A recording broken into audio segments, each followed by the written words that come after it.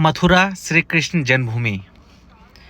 इस जन्मभूमि को लेकर इलाहाबाद हाईकोर्ट ने याचिका स्वीकार की है और इसके बाद एक सब बवाल उठ रहा है, बवाल हो रहा है, सवाल उठ रहा है। और ये केस ठीक उसी तरीके का है जैसा अयोध्या में राम मंदिर का था। तो क्या है पूरा बवाल और इस केस के क्या कुछ आगे कंसिक्वेंसेस हो सकते हैं, आज हम इसी पर बात करेंगे। मैं हूँ महादेव बम शंकर न्यूज़ वाला और आप सभी को राम राम। मथुरा को लेकर जो सवाल उठ रहा है इस पर हमारे साथ कौशिक जी हैं और कौशिक जी जाने माने पत्रकार हैं। तो सवाल ये उठ रहा है कि क्योंकि मथुरा को लेकर के इलाहाबाद हाई कोर्ट ने सर्वे की इजाज़त दी, तो अब सवाल एक तरह से लाइमलाइट में आ गया पूरा मामला एक बार फिर से। तो क्योंकि इससे पहले हमने देखा ज्ञानव्यापी मामला था, उसमें जिस तरह से वाराणसी जिला अदालत की तरफ से जो फैसला हुआ था उस पर मुस्लिम पक्ष ने ऐतराज़ जताया था। अब इसके बाद एक तरह से जो AIMIM के चीफ हैं असदुद्दीन ओवैसी, उन्होंने कहा कि कानून व्यवस्था का मजाक बना दिया है क्योंकि वर्शिप एक्ट लागू है और उसमें जो है वो इस तरह के अगर डिसीजन दिया जा रहा है सर्वे का। तो सवाल उठ रहा है कि सर्वे अगर जो इजाज़त दी गई है तो सर्वे से क्या कुछ हासिल होता है। तो अशोक जी पहले तो यही जानेंगे कि सर्वे क्या होता है, सर्वे, और इससे हम क्या पता लगाते हैं।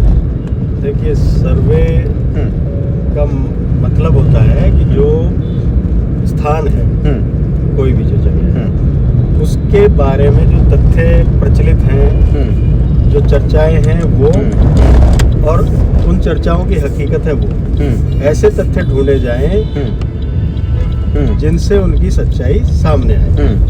तो सर्वे होना कोई बहुत बड़ी बात नहीं है इस रूप में कि उस पर विवाद अनावश्यक है।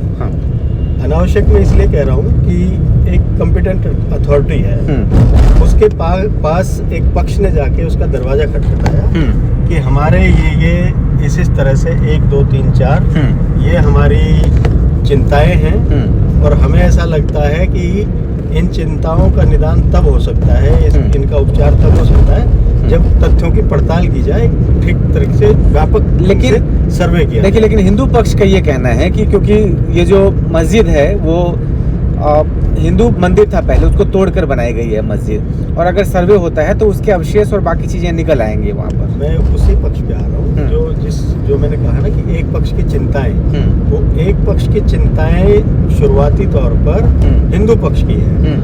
और आपकी बात बिल्कुल सही है, ज्ञानव्यापी में भी यही हुआ था, उसमें भी यही कहा गया था कि जो भी इस समय परिसर है, जो भी बना हुआ है, उसको बनाते समय यहाँ जो पहले से ढांचा था उसको तोड़ा गया और उसके अवशेषों का इस्तेमाल करके नया ढांचा खड़ा किया गया। तो ये उनकी चिंताएं थी। उन्होंने इन चिंताओं के को सपोर्ट करने के लिए, अपने पक्ष को सपोर्ट करने के लिए कुछ दस्तावेज दिए और ये कहा कि इसकी व्यापक जांच होनी चाहिए। और व्यापक जांच का पहला आधार क्या है कि हमारे पास जो एजेंसी है, कॉम्पिटेंट अथॉरिटी जो है, वो जाके सर्वे करेगी, सारी चीजों को देखेगी, जैसे कि ज्ञानव्यापी में हुआ। उन्होंने वहां जाके दीवारों को देखा, दीवारों के में जो चित्र लगे थे, जो ईंटें यूज हुई, जो अलग अलग जो भी ये सब चीजें हाईलाइट हुई। तो उसी आधार पर, उसी को, उन्हीं चीजों को आधार बनाकर हिंदू पक्ष ने दरवाजा खटखटाया और कहा कि इसका भी सर्वे होना चाहिए। तो ठीक है, उन्होंने सुनी, चिंताएं सुनी, उनको जायज पाया और कहा कि ठीक है, अब इससे सर्वे से किसी का नुकसान क्या है, वो बात होगी, तथ्यों को खोजा जाएगा, मौके पे जाके वहाँ पड़ताल होगी, ईंटों की पड़ताल होगी, चबूतरों की पड़ताल होगी, जो भी एक उनका अपना तरीका है, उस तरह से कोई ऐसा नहीं है कि वहाँ कोई आमूल-चूल। तो मुझे एक चीज ये बताइए कि मान लीजिए कि ये तथ्य साबित हो जाता है कि मंदिर तोड़कर मस्जिद बनी है मथुरा में, अगर शायद जो श्री कृष्ण जन्मभूमि को लेकर जैसा कि हिंदू पक्ष का दावा है, तो उस केस में क्या हो सकता है, क्योंकि ऑलरेडी मस्जिद भी है, मंदिर भी है, तो फिर उस केस में तो एक लीगली अगर देखें तो बड़ा टफ डिसीजन हो जाता है ना। क्योंकि अगर राम मंदिर की बात करें अयोध्या की, तो वहां पर तो चूंकि मस्जिद टूट गई थी और मंदिर नहीं था, तो सर्वे में आया कि पहले मंदिर था, तो सुप्रीम कोर्ट का डिसीजन आया कि नहीं, मंदिर बनना चाहिए और मस्जिद के लिए अलग जमीन दे दी।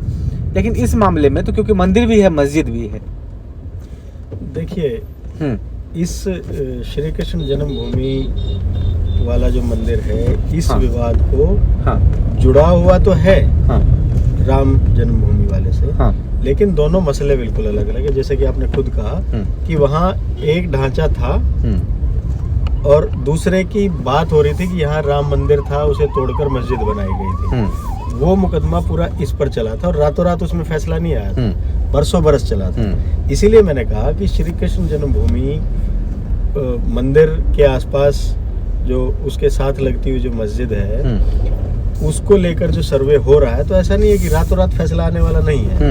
ये तो बहुत ही शुरुआती स्टेज है और इस स्टेज पे सिर्फ ये होगा कि वहाँ के सर्वेक्षण होंगे आसपास जाके, वहाँ चीज़ों को देखा जाएगा, परखा जाएगा, वो अपनी रिपोर्ट आगे सबमिट होगी, उस रिपोर्ट का अध्ययन होगा, उसके आधार पे आगे की कार्रवाई होगी। ये भी हो सकता है कि कुछ ऐसा तथ्य ना मिले जिससे आगे कार्रवाई की जरूरत हो, और ये भी हो सकता है कि ऐसे कुछ पुख्ता जानकारियां जैसे कि ज्ञानव्यापी में मिला, कुछ ऐसी चीजें मिल जाए जिससे ये मामला आगे बढ़े।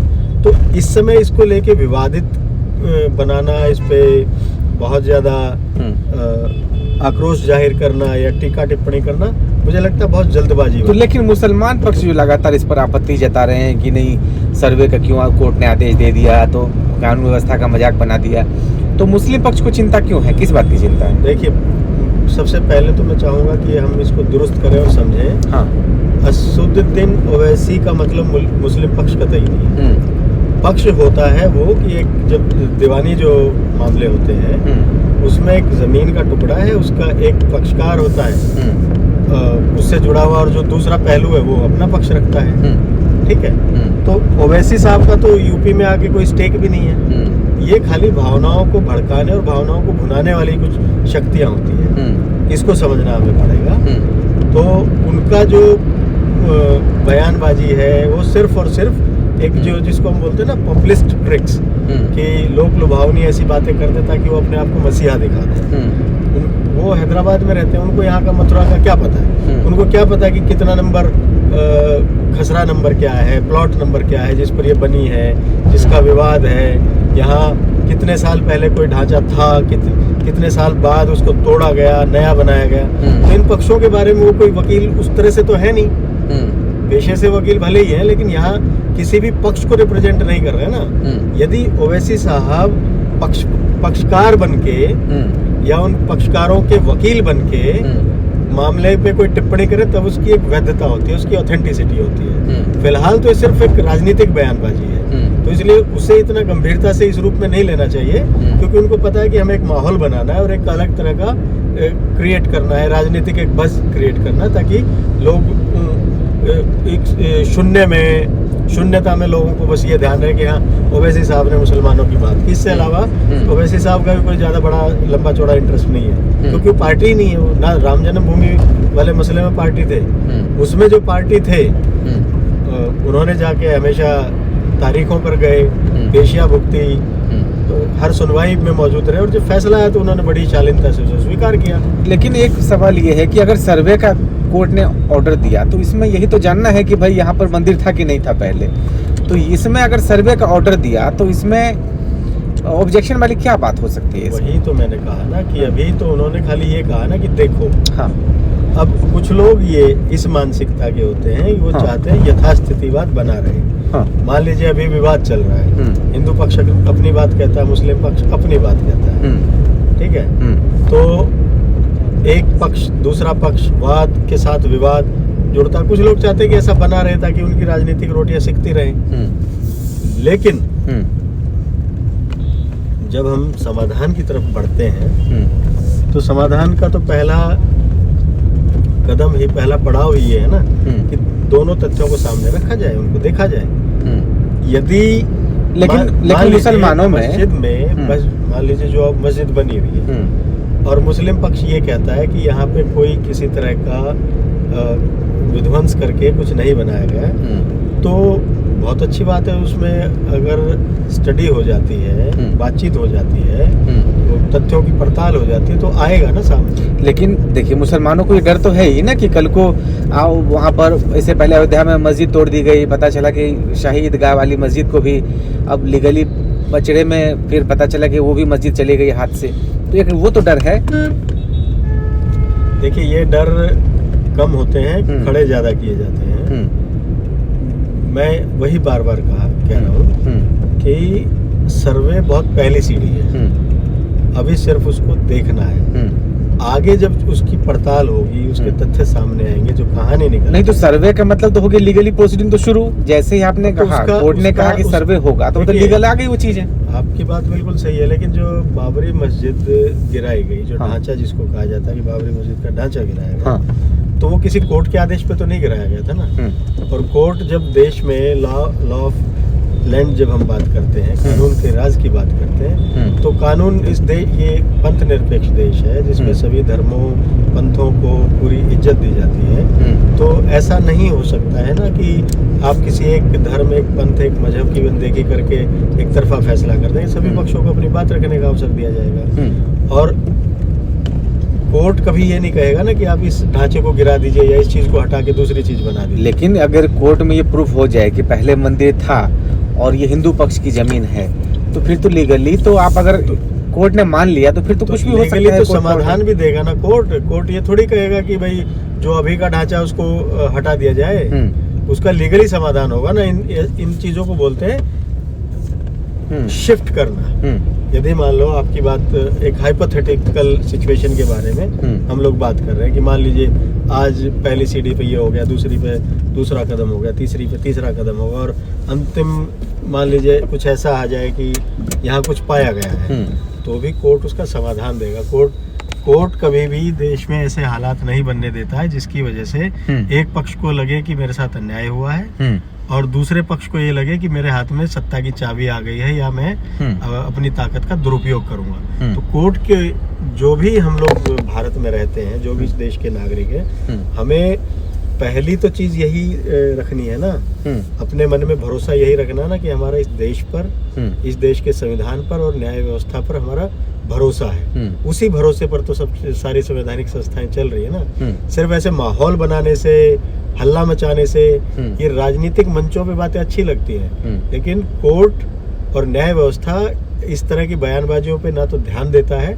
उनको कोई तथ्य दिखे होंगे अर्जी में, जो उनके सामने एप्लीकेशन रखी गई, प्रार्थना पत्र रखा गया, कुछ तथ्य दिखे होंगे तभी उन्होंने आगे प्रोसीडिंग का आदेश दिया है। और तथ्य दिखेंगे, उन्हीं तथ्यों के आधार पर कार्रवाई होगी आगे।